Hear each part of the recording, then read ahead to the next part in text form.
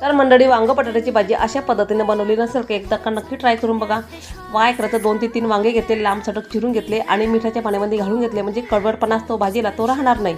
आता वाटण्यासाठी आपल्याला हिरवी मिरची, लसूण, जिरं, अद्रक, कोथिंबीर घ्यायचं, याचं वाटण तयार करायचं पाणी न घालता. आता वांग बटाटा आपल्याला मॅग्नेट करून ठेवायचे 10 ते 15 मिनिटासाठी. आता स्वच्छ धुतलेले वांग बटाटा घालायचं, वाटलेलं वाटण घालायचं, लाल तिखट, धना पावडर, गरम मसाला आणि 1 चमचा आमसूल पावडर घालायची, 1 पळी तेल आणि मीठ घालायचं. 15 ते 20 मिनिटासाठी रेस्ट करायला ठेवून द्यायचे. मसाले छान वांग्यामध्ये मुरले जातात. फोडणीसाठी जिरं, मोहरी, 2 बारीक चिरलेले कांदे आणि टोमॅटो घालून घ्यायचे आहेत. 1 चमचा लाल तिखट आणि धना पावडर, गरम मसाला, पुन्हा त्यात थोडं मसाले त्यामध्ये घालून घ्यायचे आहेत. 1 चमचा शेंगदाण्याचा कूट घालून घ्यायचा आहे. छान असं तेलामध्ये मिक्स करून घ्यायचे. ते मॅग्नेट केलेले वांगे बटाटे त्यात घालून घ्यायचे. 5 ते 6 मिनिटासाठी वाफेवर होऊ द्यायचे. आता कढईमध्ये थोडंसं मसाल्याचं होतं, त्यामध्ये थोडंसं 1 कप इथं पाणी घातलं, ते आपल्याला त्यामध्ये घालून घ्यायचे. कस्तुरी मेथी आणि चवीनुसार मीठ घालायचं. 5-6 मिनिटासाठी शिजू द्यायचं. मस्त गरम गरम वाफवलेला भात आणि त्यासोबत वांग बटाट्याची भाजी. व्हिडिओ कसा वाटला